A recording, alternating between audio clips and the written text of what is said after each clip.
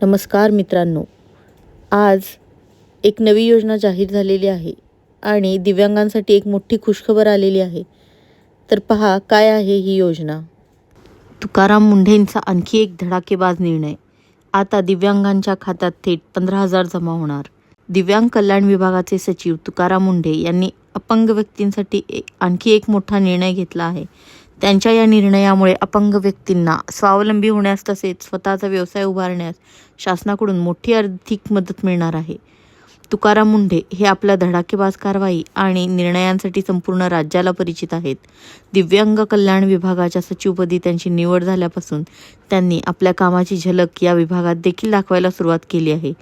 असाच एक मोठा निर्णय राज्याच्या दिव्यांग कल्याण विभागामार्फत त्यांनी घेतला आहे, ज्यामध्ये अपंग व्यक्तींना स्वयंरोजगार सुरू करण्यासाठी आवश्यक साधने खरेदीसाठी करण्यासाठी 15,000चं आर्थिक सहाय्य मिळणार आहे. आजपर्यंत या योजनेद्वारे अपंगांना केवळ 1,000चं अर्थसहाय्य मिळत होते. या निधीत जवळपास 3 दशकांनंतर वाढ करण्यात आली आहे. या योजनेमुळे अपंग व्यक्तींना स्वावलंबी होण्यास आणि स्वतःचा व्यवसाय सुरू करण्यासाठी मोठी मदत होईल, असं तुकाराम मुंढे यांनी सांगितलं. तर अपंग व्यक्ती शिवणकाम, मोबाईल रिपेरिंग, संगणक सेवा, ब्युटी पार्लर, इलेक्ट्रिकल आणि वाहन दुरुस्तीची कामे असे किरकोळ व्यवसाय करण्यासाठी इच्छुक असतात. मात्र आवश्यक साधनं आणि पैशांच्या अभावी त्यांना अडचणी येतात. मात्र आता महाराष्ट्र शासनाच्या विकसित महाराष्ट्र 2047 कृती आराखड्यातील अपंग सक्षमीकरण विषयक रोजगार व स्वयंरोजगार या ध्येयाचा एक भाग म्हणून शासनाने ही योजना कार्यान्वित केली आहे.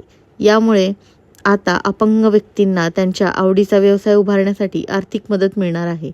ही योजना अपंगांच्या सर्व प्रवर्गांसाठी लागू असून प्रशिक्षित अपंग अर्जदाराने शासकीय किंवा शासनमान्य प्रशिक्षण संस्थेतून कौशल्य प्रशिक्षण पूर्ण केलेलं असावं.